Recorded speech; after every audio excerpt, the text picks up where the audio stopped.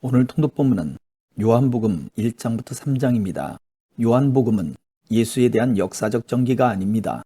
요한이 이 복음서를 기록할 때에는 이미 여러 복음서 두루마리들이 존재했었습니다. 요한은 이미 전해진 예수의 사건들을 재차 복습하기보다 기존 복음서들이 담지 못한 사건들과 예수 사건들에 담긴 의미를 조명하는 데 목적이 있었습니다. 그래서 공관복음이 예수의 행적과 사건 자체에 초점을 두고 있다면 요한복음은 그 사건의 해석에 초점을 맞추어 왜 예수가 하나님의 아들인지에 대해 관심을 기울이고 있습니다. 결국 예수의 본질을 드러내는 기능을 하고 있습니다. 요한은 이 두 번째 복음서를 기록한 목적을 예수께서 하나님의 아들 그리스도이심을 믿게 하려 함이요 또 너희로 믿고 그 이름을 힘입어 생명을 얻게 하려고 함이라고 자신의 복음서 안에 분명히 밝히고 있습니다. 요한복음 1장 태초에 말씀이 계셨습니다. 그 말씀은 하나님과 함께 계셨는데 그 말씀은 곧 하나님이셨습니다. 그분은 세상이 창조되기도 전에 하나님과 함께 계셨습니다. 모든 것이 그분을 통하여 지음을 받았습니다. 지음을 받은 것 중에서 어느 것 하나도 그분 없이 지어진 것이 없습니다. 그분 안에는 생명이 있습니다. 그 생명은 세상 사람들을 비추는 빛이었습니다. 그 빛이 어둠 속에서 빛을 발했지만 어두움은 그 빛을 깨닫지 못했습니다. 하나님께로부터 보냄을 받은 요한이라는 사람이 있었습니다. 요한은 그 빛에 대하여 증언하여 자기를 통해 모든 사람들이 믿음을 얻도록 하기 위해 보냄을 받은 사람입니다. 요한 자신은 그 빛이 아니었으나 사람들에게 그 빛에 대하여 증언하기 위해 온 것입니다. 참빛이 있었습니다. 그 빛은 세상에 와서 모든 사람을 비추었습니다. 참빛이 되신 말씀이 세상에 계셨습니다. 세상은 그분을 통하여 지음을 받았는데도 그분을 알지 못하였습니다. 그분은 자기의 땅에 오셨으나 그의 백성들은 그분을 영접하지 않았습니다. 그러나 누구든지 그분을 영접하는 사람들, 그분의 이름을 믿는 사람들에게는 하나님의 자녀가 되는 자격을 주셨습니다. 좋은 가문에 태어난 사람들만 하나님의 자녀가 되는 것이 아닙니다. 또한 어떤 사람들의 계획이나 바람에 의하여 그리고 그들의 조상으로 말미암아 하나님의 자녀가 된 것도 아닙니다. 다만 그들은 하나님 자신이 그들의 아버지라는 사실 때문에 하나님의 자녀가 된 것입니다. 말씀이 사람이 되셔서 우리 가운데서 사셨습니다. 우리는 그분의 영광을 보았습니다. 그 영광은 오직 아버지의 독생자만이 가질 수 있는 영광이었습니다. 그 말씀은 은혜와 진리로 충만해 있었습니다. 요한이 그분에 대해서 증언하며 외쳤습니다. 내가 전에 내 뒤에 오시는 분이 계시는데 그분이 나보다 더 위대하신 것은 내가 태어나기 전에 존재하셨기 때문이다 라고 말했는데 이분이 바로 내가 말한 그분이다. 그분의 충만하신 것에서 우리 모두는 넘치는 은혜를 받았습니다. 그것은 율법이 모세를 통해 주어졌지만 은혜와 진리는 예수 그리스도를 통하여 왔기 때문입니다.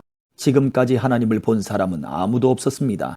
그러나 하나님이시며 아버지 곁에 계시던 독생자이신 분이 우리에게 하나님이 어떤 분이신지를 알려주셨습니다. 요한이 증언한 내용은 이렇습니다. 예루살렘에 사는 유대인들이 제사장과 레위인 몇 사람을 요한에게 보내어 당신은 누구십니까? 라고 묻게 했습니다. 요한은 그 질문에 거절하지 않고 대답했습니다. 그는 분명하게 말했습니다. 나는 그리스도가 아닙니다. 그러자 그 사람들이 요한에게 물었습니다. 그럼 도대체 당신은 누구십니까? 엘리야입니까? 요한이 대답했습니다. 아니요, 나는 엘리야가 아닙니다. 그러자 그 사람들이 물었습니다. 장차 오시기로 한 그 예언자입니까? 요한은 또 대답했습니다. 아닙니다. 그러자 그들이 요한에게 말하였습니다. 그렇다면 당신은 누구십니까? 우리는 우리를 보낸 사람들에게 보고해야 합니다. 대답해 주십시오. 당신은 자신을 무엇이라고 생각하십니까? 요한은 그 사람들에게 이사야 선지자의 말씀을 인용하여 대답했습니다. 나는 광야에서 주님을 위하여 길을 곧게 만들어라 하고 외치는 사람의 소리입니다. 보냄을 받은 유대 사람들 중에는 바리새인이 보낸 사람이 있었습니다. 그 사람들이 요한에게 물었습니다. 당신이 그리스도도 아니고 엘리야도 아니고 예언자도 아니라면 왜 사람들에게 세례를 줍니까? 요한이 대답했습니다. 나는 사람들에게 물로 세례를 줍니다. 그러나 여러분 가운데 여러분이 알지 못하는 한 사람이 서 계십니다. 그분은 내 뒤에 오는 분이지만 나는 그분의 신발끈을 풀 자격도 없는 사람입니다. 이 모든 것은 요한이 세례를 주던 요단강 동편 베다니에서 일어난 일이었습니다. 다음 날 요한은 자기에게 오시는 예수님을 보고 이렇게 말했습니다. 보십시오. 세상 죄를 지고 가시는 하나님의 어린 양이십니다. 이분이 바로 내가 내 뒤에 오시지만 그분이 나보다 더 위대하신 것은 내가 태어나기 전에 존재하셨기 때문이다 라고 말했던 분입니다. 나도 이분이 누구신지를 알지 못했습니다. 그러나 내가 물로 세례를 주러 온 이유는 이분을 이스라엘 백성들에게 알리기 위해서입니다. 또 요한이 증거했습니다. 나는 성령께서 비둘기처럼 하늘로부터 내려와 그분 위에 머물러 계신 것을 보았습니다. 나 역시 그분이 그리스도이신 것을 알지 못하였습니다. 그러나 나를 보내어 물로 세례를 주라고 하신 분이 너는 그 어떤 사람에게 성령이 내려와 그 위에 머무르는 것을 보면 그 사람이 성령으로 세례를 주실 바로 그분인 줄 알아라 하고 말씀하셨습니다. 나는 그분이 하나님의 아들이신 것을 보았고 그분이 바로 하나님의 아들이라고 증언하였습니다. 그 다음 날 요한은 제자 두 사람과 함께 다시 그 자리에 서 있었습니다. 그는 예수님께서 지나가시는 것을 보고 말했습니다. 보아라, 하나님의 어린 양이시다. 제자 두 사람은 요한이 이렇게 말하는 것을 듣고 예수님을 따라갔습니다. 예수님께서는 몸을 돌려 자기를 따라오는 두 사람을 돌아보며 물으셨습니다. 원하는 것이 무엇이냐? 그들은 랍비님, 사시는 곳이 어디입니까? 라고 말했습니다. 랍비라는 말은 선생이라는 뜻입니다. 예수님께서는 와서 보아라 하고 대답하셨습니다. 그래서 두 사람은 예수님과 함께 갔습니다. 그들은 예수님께서 머무르시는 곳을 보았고 그날 예수님과 함께 그곳에서 지냈습니다. 때는 오후 4시쯤이었습니다. 요한에게서 예수님에 대한 이야기를 듣고 예수님을 따른 두 제자 중 한 사람은 시몬 베드로의 동생 안드레였습니다. 안드레가 첫 번째 한 일은 그의 형 시몬을 찾은 일이었습니다. 그는 시몬에게 우리가 메시아를 찾았어 라고 말했습니다. 메시아란 그리스도를 가리키는 말입니다. 그리고 나서 안드레는 시몬을 예수님께 데려왔습니다. 예수님께서는 시몬을 보시고 내가 요한의 아들 시몬이구나. 이제 너를 게바라고 부르겠다 라고 말씀하셨습니다. 게바란 베드로란 뜻입니다. 다음 날 예수님께서는 갈릴리로 가기를 원하셨습니다. 예수님께서는 빌립을 만나시자 그에게 나를 따라오너라 하고 말씀하셨습니다. 빌립은 안드레와 베드로와 같은 동네인 베세다 사람이었습니다. 빌립은 나다나엘을 만나고는 그에게 이렇게 말했습니다. 모세가 율법책에 썼고 예언자들도 기록한 그분을 우리가 찾았다. 나사렛 사람 요셉의 아들 예수님이 바로 그분이시다. 그러나 나다나엘은 빌립에게 나사렛에서 뭐 좋은 것이 나올 수 있겠는가? 라고 말했습니다. 빌립은 와서 보아라 하고 대답했습니다. 예수님께서는 나다나엘이 자기에게 오는 것을 보시고 여기 참 이스라엘 사람이 있다. 이 사람에게는 거짓된 것이 하나도 없다. 라고 말씀하셨습니다. 나다나엘은 예수님께 저를 어떻게 아십니까? 하고 물었습니다. 예수님께서 대답하셨습니다. 빌립이 너를 부르기 전 네가 무화과 나무 아래에 있는 것을 내가 보았다. 나다나엘은 예수님께 선생님, 당신은 하나님의 아들이시며 이스라엘의 왕이십니다. 라고 대답했습니다. 예수님께서는 나다나엘에게 네가 무화과 나무 아래에 있는 것을 내가 보았다고 말해서 나를 믿느냐? 그러나 너는 그것보다 더 큰 일을 보게 될 것이다. 라고 대답하셨습니다. 그리고 그들에게 내가 너희에게 진리를 말한다. 너희는 하늘이 열리고 하나님의 천사들이 인자 위에서 오르락 내리락 하는 것을 보게 될 것이다. 라고 말씀하셨습니다. 2장 3일째 되던 날에 갈릴리에 있는 가나라는 마을에서 결혼식이 열렸습니다. 예수님의 어머니도 결혼식에 참석하였고 예수님과 그분의 제자들도 결혼식에 초대받았습니다. 포도주가 바닥났을 때 예수님의 어머니가 예수님께 이 집에 포도주가 다 떨어졌구나 라고 말해 주었습니다. 예수님께서는 어머니, 왜 저에게 이런 부탁을 하십니까? 저의 때가 아직 오지 않았습니다. 라고 대답하셨습니다. 예수님의 어머니는 하인들에게 그분이 시키시는 일은 무엇이든지 하여라 하고 말해 두었습니다. 그 집에는 돌로 만든 물 항아리가 6개 있었습니다. 이 항아리는 유대인들이 정결 예식에 사용하는 항아리들이었습니다. 그것은 각각 물 2-3동이를 담을 수 있는 항아리였습니다. 예수님께서 하인들에게 항아리에 물을 채워라 하고 말씀하셨습니다. 하인들은 항아리에 물을 가득 채웠습니다. 그러자 예수님께서는 그들에게 자, 이제 이것을 퍼다가 잔치를 주관하는 사람에게 갖다 주어라 하고 말씀하셨습니다. 하인들은 물을 떠서 잔치를 주관하는 사람에게 갖다 주었습니다. 하인들이 떠다 준 물을 잔치를 주관하는 사람이 맛보았을 때 그 물은 포도주가 되어 있었습니다. 그는 그 포도주가 어디서 난 것인지 알지 못하였지만 물을 가져온 하인들은 알고 있었습니다. 잔치를 주관하는 사람은 신랑을 불렀습니다. 그리고 그에게 사람들은 항상 처음에 좋은 포도주를 내고 손님들이 취한 다음에는 값싼 포도주를 내놓는 법인데 당신은 지금까지 가장 좋은 포도주를 보관하고 계셨군요 하고 말하였습니다. 예수님께서는 이 첫 번째 표적을 갈릴리 가나에서 행하셨으며 거기서 그의 영광을 보여주셨습니다. 그러자 그의 제자들이 그를 믿게 되었습니다. 이 일이 있은 후 예수님께서는 그의 어머니와 형제들과 제자들과 함께 가버나움이라는 마을로 가서 며칠 동안 머무르셨습니다. 유대의 명절인 유월절이 가까워오자 예수님께서는 예루살렘으로 올라가셨습니다.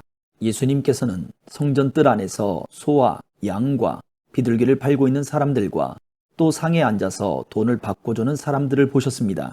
예수님께서는 끈으로 채찍을 만들어 양과 소를 비롯하여 모든 짐승을 성전뜰에서 쫓아내셨습니다.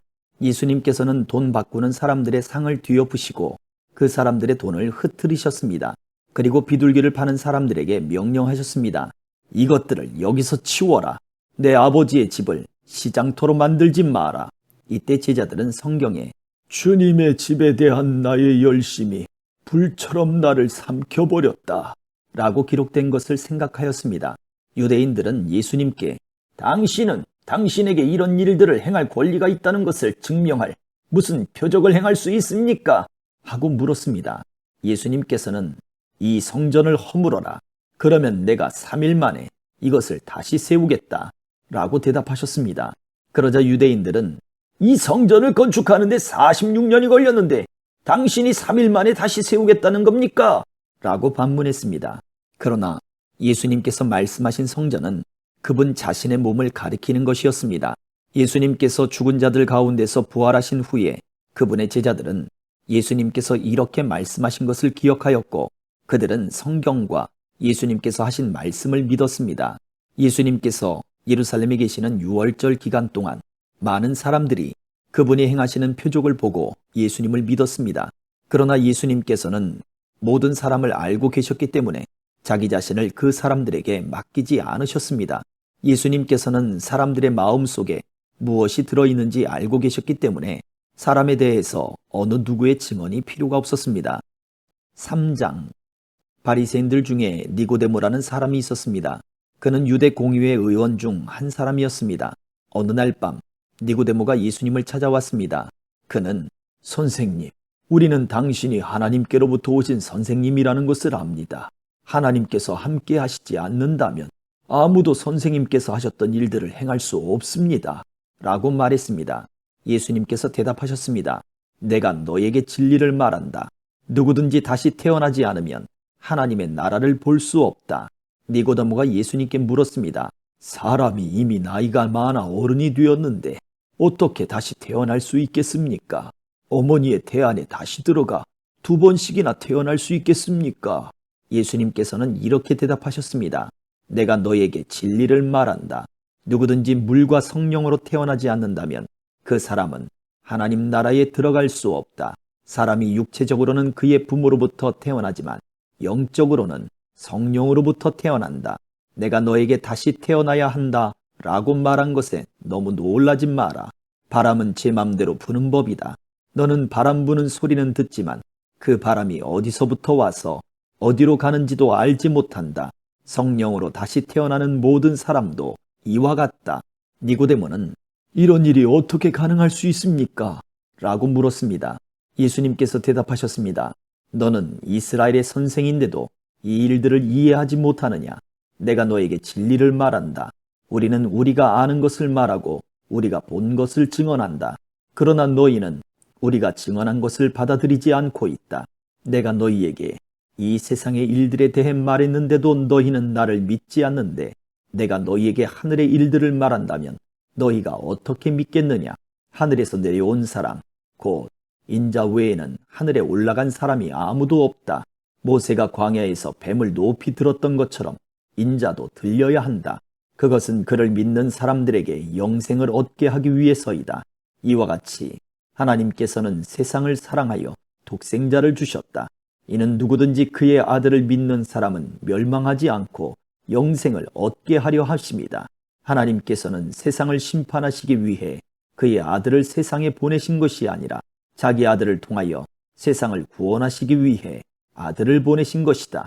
하나님의 아들을 믿는 사람은 유죄 판결을 받지 않는다.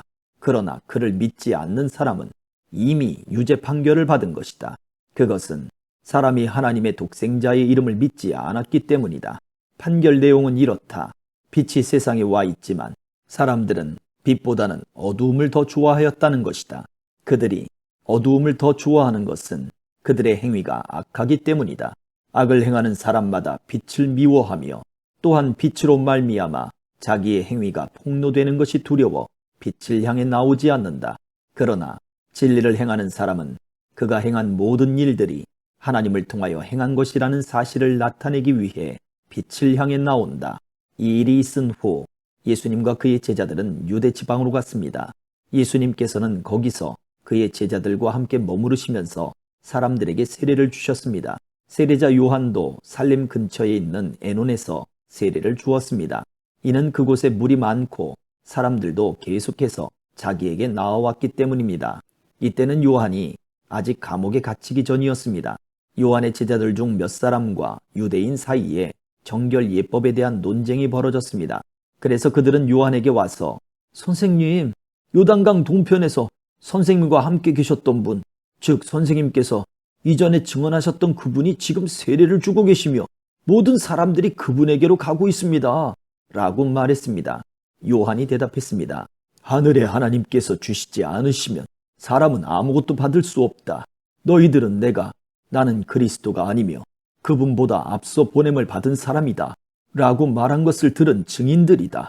신부의 주인은 신랑이다. 신랑을 기다리며 그가 오는 소리에 귀를 기울이는 신랑의 친구는 신랑의 소리를 듣고 대단히 기뻐한다. 나의 기쁨도 이와 똑같은 것이다. 나의 기쁨이 이제 이루어졌다. 그분은 점점 더 위대해질 것이고 나는 점점 더 사람들의 관심에서 멀어지게 될 것이다. 위로부터 오신 분은 모든 것 위에 계신 분이다. 땅으로부터 온 사람은 땅에 속하여 땅의 일을 말한다. 그러나 하늘로부터 오신 분은 모든 것 위에 계신 분이다. 그분은 그가 보고 들었던 것을 증언하신다. 그러나 아무도 그분의 증언을 받아들이지 않는다. 그분의 증거를 받아들이는 사람은 하나님이 참되신 분이라는 사실을 인정한다. 하나님께서 보내신 그분은 하나님의 말씀을 전하신다. 하나님께서는 그분에게 성령을 한없이 주셨다. 아버지는 아들을 사랑하셔서 모든 것을 그의 손에 맡기셨다. 아들을 믿는 사람은 영생이 있지만 아들을 거역하는 사람은 생명을 보지 못하고 도리어 그에게 하나님의 진노가 있을 것이다. 아멘.